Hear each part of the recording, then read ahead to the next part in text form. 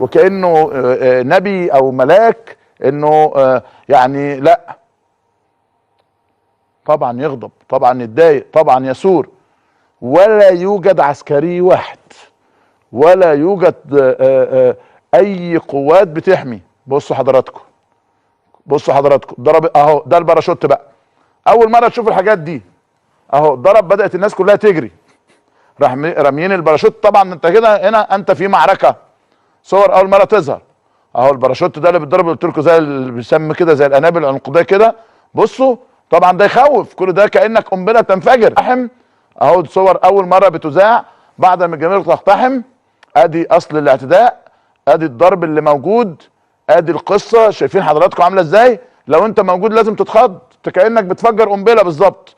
ثم اقتحموا الملعب في حمايه، في حراسه، ولا حد موجود.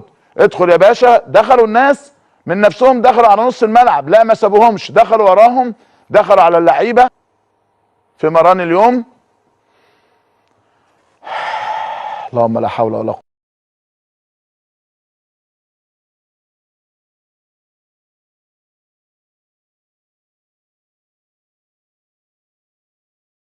الاهلي وفلوسه، وبيجيب الفلوس منين؟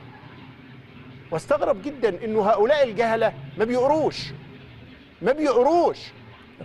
انا مش عارف ازاي دول ما بيقروش، لانه مع كل يا باشمهندس، والله بتنصفهم بتقول جهله. عارفين يا استاذ ابراهيم، مع كل ميزانيه او مع انتهاء كل سنه ماليه النادي الاهلي بيعلن للكافه ميزانيته ايه، واعضاء النادي بيخشوا يلاقوها في كتيب احمر يستلموا فيه كل ايرادات ومصروفات النادي في كل قطاعاته.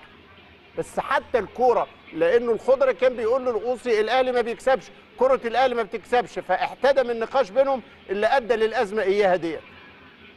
لا، الميزانيه الموجوده المعلنه، واللي بالمناسبه لما الجمعيه العموميه للنادي لم تكتمل في الانعقاد العادي الاخير، بموجب اللائحه راحت الميزانيه للجهاز المركزي للمحاسبات. اذا انت بصدد ان اعلى جهه رقابيه ماليه في مصر دققت هذه الميزانيه واعتمدتها. فيها ايه بقى؟ القرار او التقرير الخاص بنشاط كره القدم عن السنه اللي انتهت بنهايه السنه الماليه. النادي الاهلي قائمه ايرادات ومصروفات كره القدم عن السنه الماليه المنتهيه في 30 يونيو 2024.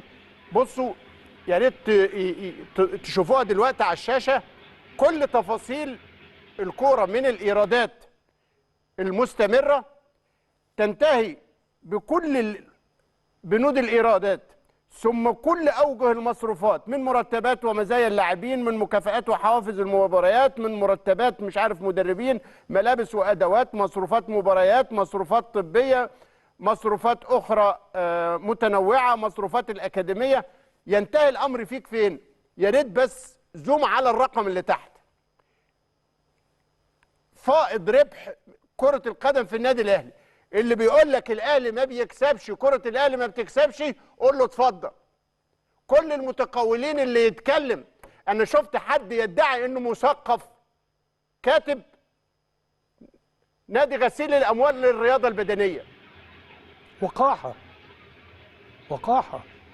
وقاحه يعني ده اقل شيء في العدل ان توصف بوقاحه،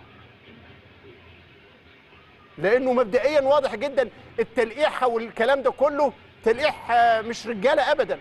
النادي الاهلي هو المسمى بتاعه الرسمي للرياضه البدنيه، فمعروف انه مقصود مين. بس ايها الجاهل الاحمق اللي بتتهم الاهلي اتهام خطير بهذه الطريقه، كنت تشوف ميزانيه النادي المعلنه للكافه، واسرتك فيها اعضاء في النادي الاهلي يقدروا يدوا لك صوره من الميزانيه اللي فيها انه ميزانيه كره القدم في النادي الاهلي. المساله مش قاصره على هنا بس، المساله يعني واصله للمحيط العربي، محاوله التشويه. خطه يا استاذ ابراهيم، خطه، منهج. اداره النادي الاهلي عرفت اخيرا ان الحزم والصرامه هي العلاج. عشان كده الاهلي قرر يفرم الحقراء بتوع السوشيال ميديا وبتوع الاعلام، بدايه من احمد الخضري. احمد الخضري بلاغ للنائب العام من اداره النادي الاهلي ضد الاتهامات الكاذبة اللي وجهها للنادي الأهلي، وبلاغ من إبراهيم العرجاني اللي الخضري اتهمه باتهامات مشينة جدا جدا جدا. سيبك ان اللجنة بتاعت الصيع بتوع خالد عبد العزيز وقفوا احمد الخضري شهر وغرامة 50 جنيه، سيبك ده كلام فارغ. احمد الخضري مختفي ومش باين، والشرطة هتبتدي تدور عليه، وقافل الهاتف المحمول بتاعه ومحدش عارف له مكان، انما هيتفرم زيه زي بقية الصيع اللي تطاولوا على النادي الاهلي بفجور. انما الكلام الكبير في البلاغ المقدم من محمود الخطيب ضد مصطفى القاضي مدير نادي جرين هيلز في الشروق، الشخص اللي اكتشفنا انه حرامي برخصة وعليه حوالي 11 مخالفة مالية في الاماكن اللي اشتغل فيها، الشخص اللي اكتشفنا انه كان مدير في النشاط الرياضي في نادي الزمالك، وكان مدير اتحاد الكرة الطائرة، وكان مدير اتحاد السلاح. يعني شخص واو، بتاع كورة وبتاع سلاح وبتاع طايرة وبتاع أندية وبتاع كل حاجة. طالما خدام، ما هو الخدام بيشتغل أي حاجة. الخدام يكنس ويمسح ويغسل ويعمل كل حاجة، وده خدام. النهارده رئيس نادي جرين هيلز في الشروق قدم اعتذار رسمي للنادي الأهلي ولجمهور النادي الأهلي والمحمود الخطيب على القذارة اللي بدرت من القاضي، وقرر إحالته للتحقيق تمهيدا لفصله.